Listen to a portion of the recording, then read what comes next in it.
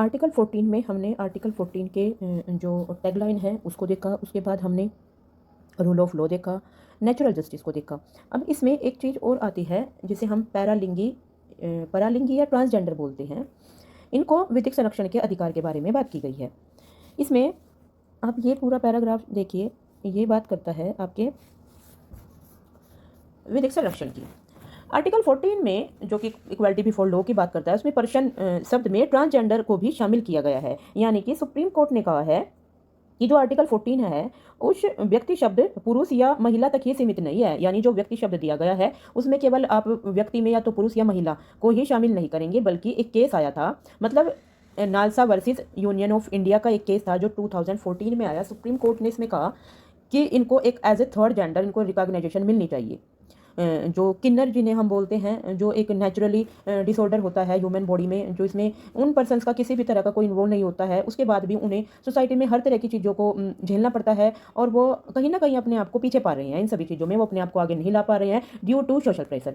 अब ये कह रहे हैं कि थर्ड जेंडर की मान्यता यानी ट्रांसजेंडर को कानूनी रूप से थर्ड जेंडर माना जाए, ऐसा इस केस में बोला गया। अब इसमें सेल्फ आइडेंटिफिकेशन का अधिकार व्यक्ति खुद तय करता है कि वह मेल है, फीमेल है या ट्रांसजेंडर है। अच्छा, ये किया किस लिए गया कि भेदभाव पर रोक लगे, किसी भी तरह की यानी एजुकेशन हो, एम्प्लॉयमेंट हो, हेल्थ हो या कोई भी और फैशन हो, रिलेशन हो आदि किसी भी तरह का उनके साथ किसी भी प्रकार का कोई भेदभाव ना किया जाए। रिजर्वेशन ट्रांसजेंडर को सोशली और एजुकेशनली बैकवर्ड मानकर उनको ओबीसी जैसी श्रेणी में रिजर्वेशन का भी प्रावधान किया गया है। अब सामाजिक कल्याण उपाय अलग सार्वजनिक शौचालय के लिए बनाए गए हैं, health care, gender female care बनाए गए हैं, जागरूकता अभियान इनके लिए किया जाए, सम्मान और गरिमा। आर्टिकल 21 जो राइट टू लाइफ की बात करता है, उसके तहत आइडेंटिफाई जो फाइड लाइफ है उसका अधिकार उनको दिया गया है। अगर मैं कहूँ तो सुप्रीम कोर्ट ने कहा कि ट्रांसजेंडर भी समान नागरिक हैं, उन्हें समान पहचान, समानता, सम्मान और विशेष आरक्षण यानी कि रिजर्वेशन वेलफेयर भी मिलना चाहिए। इसी तरह की बातें हमने अपने आर्टिकल 14 के नालसा वाले केस में देखी हैं। अब इसमें आप यहाँ जाएंगे, इसको चेंज करते हैं, ये वाली लाइन पढ़िए आप।